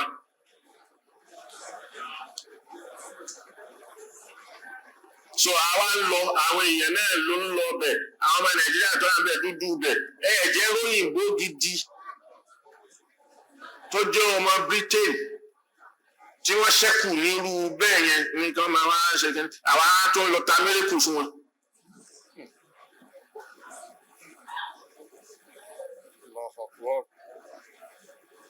so òyìnbó lò wá lẹ́rú kólóní òyìnbó ni wá ní nàìjíríà yìí bó ṣe lo India tó lo kínní àwa pẹ̀lú India àṣìlẹ́fù kan náà mọ́.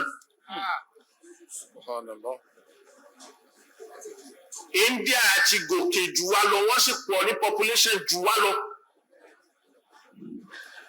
Ethnicity ibẹ̀ ó ju ti Nàìjíríà yìí lọ. Kí ni rí Nàìjíríà jẹ́ ìran ethnic tó wà ní India?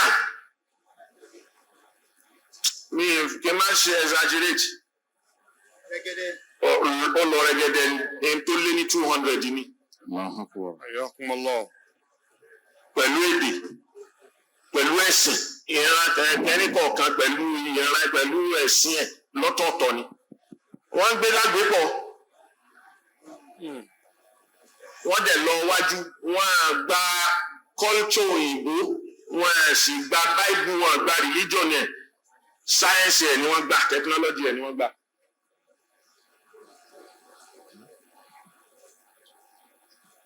India ti lọ́nu kiri báwọn sójà wa military tó bá fẹ́ ṣe training fáwọn èèyàn wa India wà ní ìlú tí wọ́n kó wọn lọ tí wọ́n lọ ṣe training. Allahu Akbar.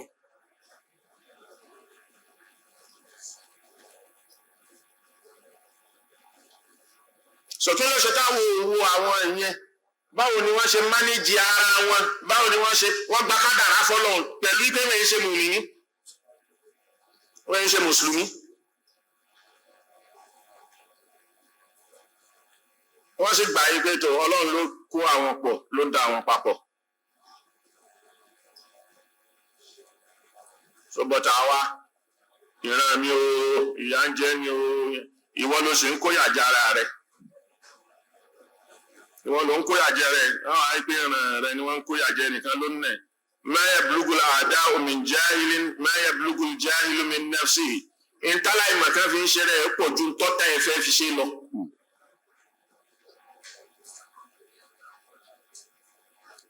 tí Christmas bá dé ààrẹ rán ta ló ń pa ewúrẹ́ yẹn ṣe nǹkan mọ́ ewúrẹ́ ẹlẹ́ wa ewúrẹ́ gbúdúgbúdú yẹn òbúkọ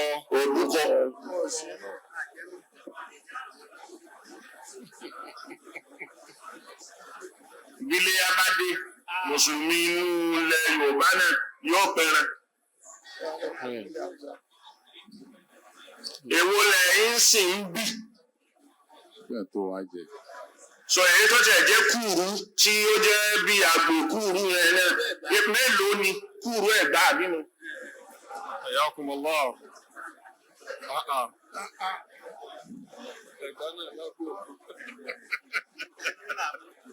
Ja'alnakum shu'uban wa qaba'ila lita'arafu. Ẹni tí Al-Qur'ani ní nìyẹn. So àwọn ò lè gbin nǹkan mọ́ àlùbọ́sà wa tòmátì wa oníkẹ̀rẹ̀ bùtù báyìí kò sí mọ́ àfi rúdurùdu ilẹ̀ Haúsá yẹn náà ló ń wà.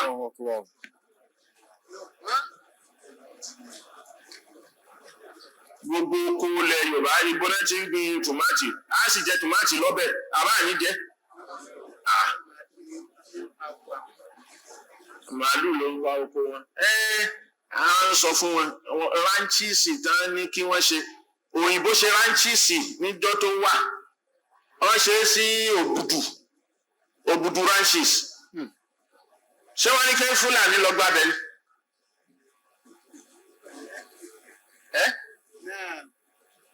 Wọ́n ṣe fún Fúlàní ni àbí wọ́n ní kí Fúlàní lọ gbàbẹ̀ wọ́n sọ bẹ́ẹ̀ di kólónì Fúlàní kí ló ṣe wá tó já sí pé ojú wa dúdú ẹ̀ tánú. Tọ́lá ní ká ṣe ranches wọ́n ń ṣe ní Western region nígbà Awólọ́wọ̀ gan wọ́n ṣe lọ rẹpẹtẹ ó wà ní gbogbo ọ̀nà Ọ̀yọ́ títí láfi lọ fi ọ̀nà sẹ́yìn. Kí ló parẹ́?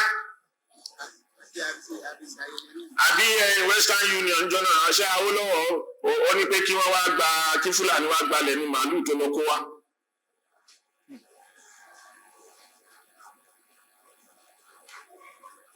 Ok, Fúlàní báwo làwọn ṣe sọ ẹran dídà ẹran sísìn nìkan rí pé iṣẹ́ Fúlàní ni kò kàn wá ṣáwèé yìí jẹran ta ló ń jẹran jù nínú Yorùbá àti Fúlàní àti Ìgbò. Àwọn là ń jẹ jù. Fúlàní tó ń dẹran kì í jẹ wọn yìí jẹ wàrà ẹ̀ ni wọ́n ń fún náà mu. Yorùbá ní í ṣe òkú lọ́ọ́ pa màálù. Yorùbá ní í ṣe ìyàwó tí ó pa màálù. Yorùbá ní í sílé tí pa màálù. Ṣèkómọ. Ìkómọ. Yóò ṣèkómọ yóò pẹrẹ yóò pa màálù. Yóò wúyè. Ẹ sọ irú ẹ̀ tí Haúsá àbí Fúlàní máa ń ṣe. Haúsá àti Fúlàní wọn èyí ṣòkú. Òkú wọn kú wọn gbèsè sọ ọlọ́mú wa náà ni oṣù lọ ẹbú mọ́lẹ̀ bàṣírí ẹ̀ ó tán. Làwọn kan tó rí wọn ò pé wọ́n ní Buhari kan ti kú òun kọ́ ló wà ń bẹ̀ mí. Kíkí ni máa ṣe wọ́n lọ klónù rẹ̀ wọ́n àmọ́ kan tó ń jẹ́ klónì mi ṣe bá kàwé. Àníṣe èmi mò ń fẹ́lẹ́ mò ń challenge wọn gbogbo àwọn scientists inú wọn. Àwọn biologist ìjọ tí ìmọ̀ jáde threshold ni wípé wọ́n detect wọ́n study DNA wọ́n ṣe genetic engineering is a threshold wípé a lè mú DNA nǹkan kan ká sì fi clone nǹkan míì àbí ká fi clone nǹkan yẹn gan-an dọ́lì ni wọ́n kọ́kọ́ ṣe ní 2002 year 2000 ló kọ́kọ́ jáde ní nǹkan tí wọ́n fi practicalize ẹ̀ wọ́n ti ń ṣe lórí ewé lórí èso lórí nǹkan ọ̀gbìn tó yà sí pé GMO genetic modified organism so tí wọ́n ń ṣe tí wọ́n ti ń ṣe tó sì ti nínà tí ń jà tó yọrí wọ́n pe ókè ẹ jẹ́ ká ṣe tèèyàn náà wọ́n sì ṣe tèèyàn wọ́n ṣe tẹran tí wọ́n ṣe ẹni dọ́lì yẹn wọ́n wá ṣe tèèyàn ìyá 2000 àbí 2001 wọ́n nà já ń bẹ̀ wọ́n pe wọ́n ṣe èèyàn bọ̀tẹ́ tán bá clone yóò bẹ̀rẹ̀ gbèsè ayé ẹ̀ láti kékeré mi ni lòun ṣe pé ibi tó dàgbà dé wọ́n wá mẹ́jẹ òun náà ni nígbà tó wá clone ẹ̀ ló wá tún jásí pé òun àná yẹn náà ni éèjì ẹbí tó dé òun náà tó wá ní éèjì yẹn náà ló ti bẹ̀rẹ̀ láíláí ṣe bá láwọn kàwé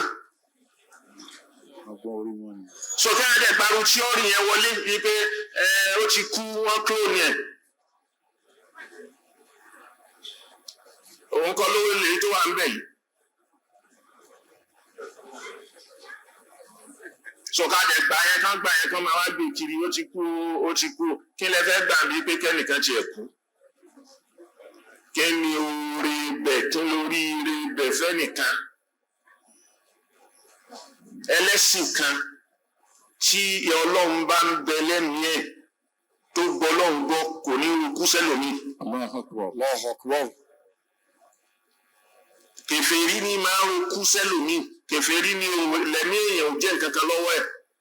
nínú ìsìláàmù alukurani fi yé àwa yìí pé sacred lẹ́mí man qatala nafsan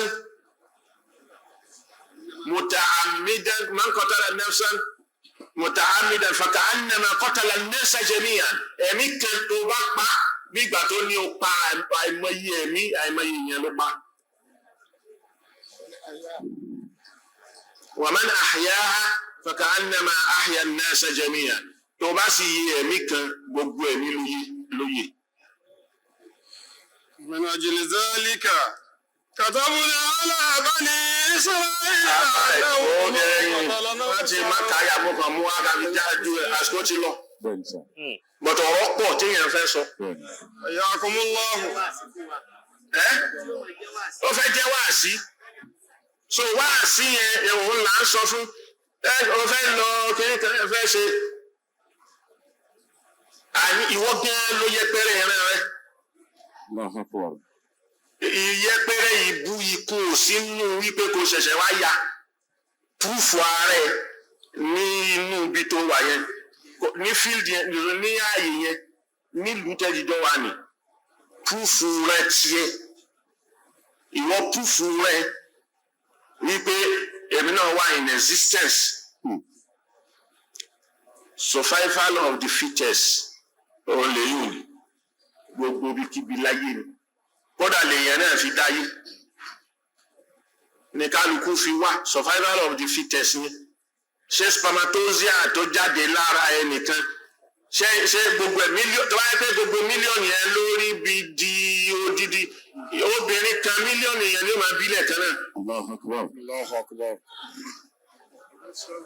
but kálukú wọn ṣọ́gùn nú àwọn spermatozoa yẹn ni. àwọn tó ṣọ́gù wọlé ẹni tí ò rí bí wọlé àwọn yẹn ó kú ni. so àwọn ẹni tó rí bí wọlé yẹn ni survival of the fittest. òun ló di ìwọ ló di ìwọ ló di kálukú. so ọmọ ẹgbẹ́ nínú ogún kò tó di oyún kò tó di oyún kò tó di yẹn ó ṣọ́gù ọbẹ̀ ni. so wá ta ṣọ́gù ayé yìí sí pé náà wọ́n fẹ́ ṣọ́gù fẹ́ jókòó ní pé máa wá gbé báyìí. níbo ni wọ́n ti ń gbé báyìí. so prove existence yẹn nínú rẹ bí níbi tó wà wípé kì í wá ṣe pẹ̀lú jàgídíjàgan kì í ṣe jà. fi ẹ̀kọ́ tí wọ́n dẹ́rẹ́ pé kíní fi òye àti ìmọ̀ tó lọ́wọ́ fún ẹ fi prove ara ẹ wípé ẹ̀yin náà wà in existence. so yíya wá ní ìyẹn ló le kò lè ìyẹn ò lè. a lè ń sọ fún yín yẹn pé gbogbo àwọn tó ń ṣe yẹn nǹkan tí wọ́n ń fi pass ní message sí àwọn northerners in tó burú jáì ni. nǹkan tó burú jáì ni o. òun ni Ìgbò ṣe ni wọn tí kúrò lẹ́nu ẹ̀ táwọn míì tún bẹ̀rẹ̀ pẹ̀lú ipob. wàláhì Ìgbò máa gbóòórùn wọn fẹ́ jẹ president Nàìjíríà ni wọn ní jẹ́ kí wọ́n débẹ̀ ẹ lọ kọ́ kalẹ̀.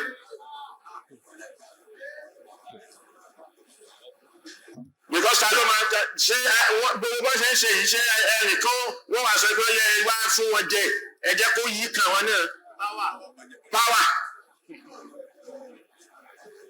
ò tí sí lọ́wọ́ wọn ni wọ́n ń ṣe gbogbo nǹkan tí wọ́n ń ṣe yìí. ẹ má send the wrong signal. n tá à ń sọ fún yín nìyẹn wrong signal. Amẹ́ríkà ò ní tẹ̀lé yín o kò dẹ̀ ní gbèjé anybody ìjà tó fẹ́ gbé ó fẹ́ gbowó lọ́wọ́ yín ni kó ta nǹkan ìjà fún yín àti gbogbo Europe. bẹ́ẹ̀ bá lè para yín tẹ̀ ẹ́ para yín.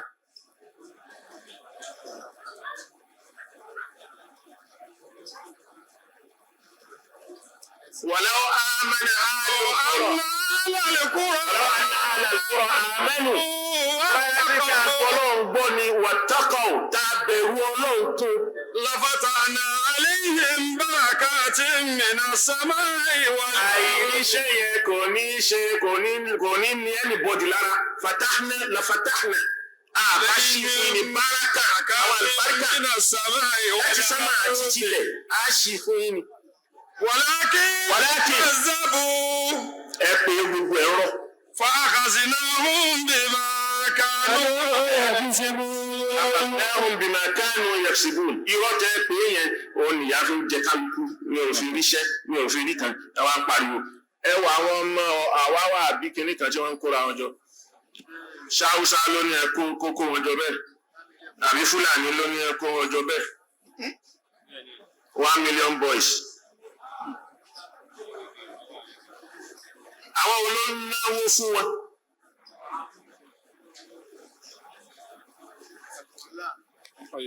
àwọn olóńkó nǹkan ẹ̀jà fún wọn. lóòkè ìbéèrè yẹn kí kálukú máa lọ olódò ara ẹ̀ kó sì máa fúnra ẹ̀ ní ánsà.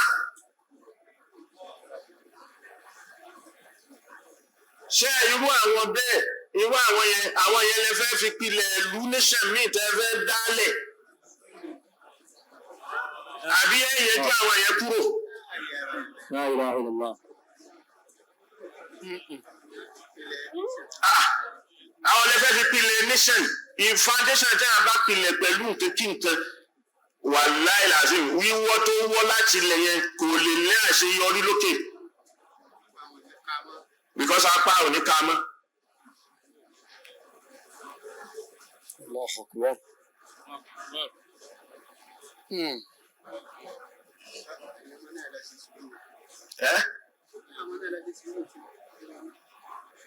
So ọlọ́run ni walakin kadzabu ولكن كذبوا بما كانوا يكسبون. iṣẹ́ tá a ṣe kalẹ̀ òun là ń rí rìsọ́ọ̀tì ẹ̀ yẹn tó bá lé ọmọ jáde skul kò lọ kí ló máa ń ṣe ní skul cult ó wọ secondary school náà ti wá ní cultism nísìn wọ́n sùn dé primary wọ́n ti wá sùn dé street. Allahu Akbar. Allahu Akbar. ẹgbẹ́ ìmùlẹ̀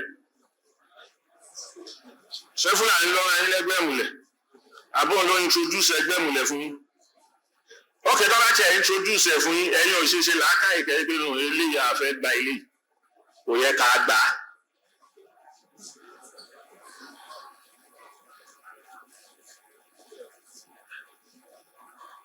ṣáwọn ọmọ yẹn wọn lóbi abẹ́ ẹnìkọ̀ọ̀kan abẹ́ àwọn òbí kan kọ́ ni wọ́n ti jáde.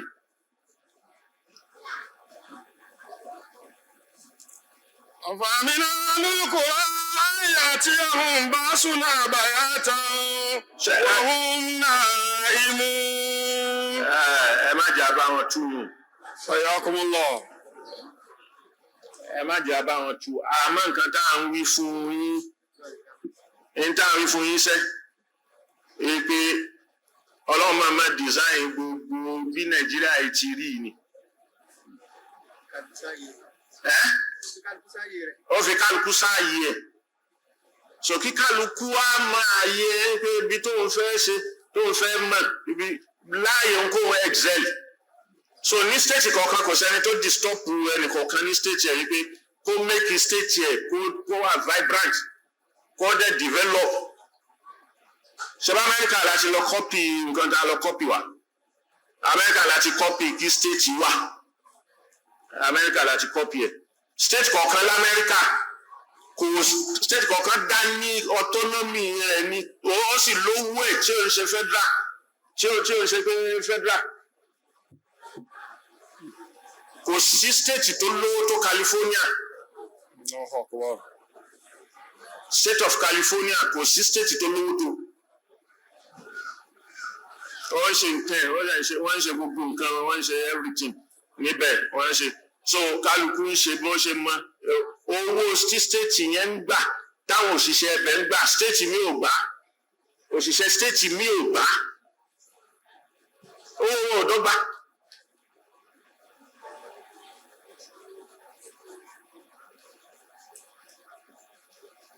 So resources tó wà ní state yìí IGR state kọ̀ọ̀kan ta ló ní ká má develop ẹ̀ ta ló dí wọn lọ́wọ́ yìí pé ẹ má develop IGR yìí.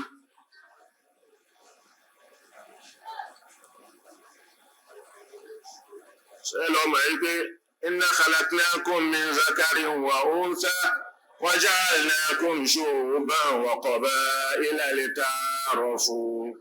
إن أكرمكم عند الله أتقاكم. يا أيها الناس إنا خلقناكم من ذكر وأنثى وجعلناكم شعوبا وقبائل لتعارفوا إن أكرمكم عند الله أتقاكم. إن الله عليم خبير. سبحان الله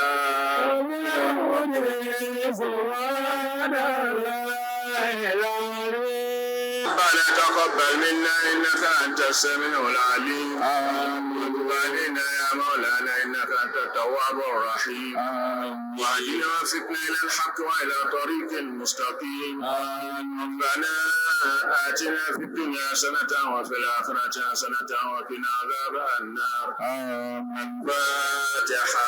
بسم الله الرحمن الرحيم الحمد لله رب العالمين الرحمن الرحيم مالك يوم الدين إياك نعبد وإياك نستعين اهدنا الصراط المستقيم صراط الذين أنعمت عليهم غير المغضوب عليهم ولا الضالين. وقد جاءكم لإله ولا يجوز